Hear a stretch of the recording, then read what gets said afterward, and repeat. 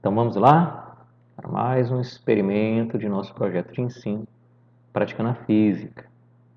Vamos ver agora o experimento de Galileu, né?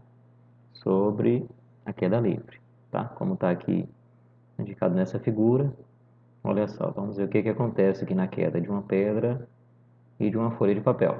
Vocês acham que eles levam o mesmo tempo para cair? Ou a folha é mais leve, leva mais tempo, hein? A pedra é mais pesada, cai mais rápido. Vamos conferir aqui no nosso experimento. Antes, vamos fazer uma breve introdução. Nós estamos estudando movimento. Essa parte da física é chamada de mecânica, né? E nós podemos fazer esse estudo em duas partes. Podemos simplesmente descrever o movimento, sem se preocupar com as causas. Nós chamamos de cinemática. Ou ainda, nós podemos associar, né, o movimento com as suas causas. Nós identificamos como forças, o que é feito lá na dinâmica. Muito bem. E aí, na cinemática, o que é feito na cinemática? Nós podemos descrever o movimento estabelecendo essas três quantidades, olha só: posição, velocidade e aceleração. Se eu conhecer essas três quantidades em função do tempo, eu tenho uma descrição completa de como é o movimento, ok? Só relembrando o que é a posição, você pode marcar uma posição, por exemplo, num eixo, né? Se for um movimento unidimensional, ou num plano cartesiano, se for um movimento bidimensional, né? Ou ainda um sistema XYZ, né? Se for um movimento no espaço. E aí você pode medir a variação dessa posição, né? Por exemplo, aqui numa dimensão, seria um ΔX. E comparando essa variação com o tempo, você tem a quantidade que nós chamamos de velocidade, né? Mede o quão rápido, né, se dá a variação de posição, tá bom? Beleza. E aí, essa velocidade, essa quantidade que nós chamamos de velocidade, também pode variar. E aí você pode mensurar como essa velocidade varia com o tempo. É o que nós chamamos de aceleração. Olha só, variação da velocidade dividido pelo tempo. Essas duas formas que estão aparecendo aqui no slide, elas também são chamadas de velocidade média e aceleração média, tá bom? Porque são tomadas num intervalo de tempo. Mas nós podemos imaginar que esse intervalo de tempo se torne cada vez menor, né? Um limite matemático de um ΔT muito pequeno que você poderia, então, entender como tendendo para zero. Olha só. Nesse caso, o intervalo de tempo vai tender para um único instante. E aí, essa razão ΔX, ΔT tende para um valor único, né? Que seria o valor instantâneo. Você pode fazer esse raciocínio com a velocidade e com a aceleração. Teríamos, então, uma velocidade instantânea e uma aceleração instantânea. Ok? Beleza. E aí, no movimento de queda de corpos, nós temos uma contribuição grande, né?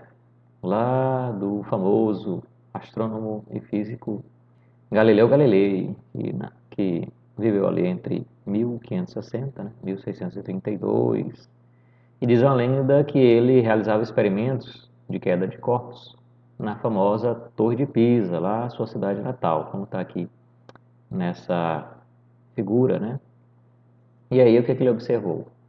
Que objetos de massas diferentes, né, pesos diferentes, levavam o mesmo tempo, né, para cair da mesma altura, ok? Contrariando aí o nosso senso comum, né?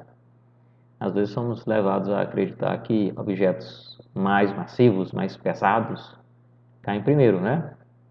Você tem essa, essa noção também? Vamos ver aqui nesse experimento, né? Que, como é conhecido hoje em dia, os objetos aqui na proximidade da Terra caem com a mesma aceleração, né? 9,80 aqui para a região próxima ao nível do mar, né? Próximo do Equador. E esse valor é chamado de aceleração da gravidade, tá bom? O que nos leva a pensar diferente, o nosso senso comum? É por conta das massas diferentes, né? Serem afetadas diferentes por um outro fenômeno, é outro problema, que é a resistência do ar, né? Objetos mais leves são mais afetados pela resistência do ar, né? E objetos mais massivos, né, mais pesados, sofrem menos. Okay? Isso pode alterar o tempo de queda, nos levar a essa noção de diferentes tempos. Ok? Muito bem, vamos lá. Então, qual seria o nosso objetivo? Né? Estudar esse tipo de movimento. Né? Vamos ver a queda livre dos corpos, né? Seria então só a cinemática, sem nos preocuparmos com a causa. E aí, verificarmos o tempo, mesmo qualitativamente, né? Sem chegar a valores numéricos, para a queda de uma folha de papel e de uma pedra. E aí, observar o efeito da resistência do ar nesses dois objetos, ok?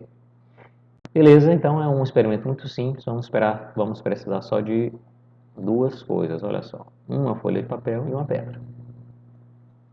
E aí, como é que nós vamos fazer? Colocar os dois na mesma altura e observar a queda dos dois, tá bom? Então vamos começar aqui. A folha e a pedra soltos da mesma altura. Olha, o que acontece? A folha meio que flutua no ar, né? Ela não cai do mesmo jeito que a pedra, tá bom? Você pode perceber que ela vai tocar o chão depois, né?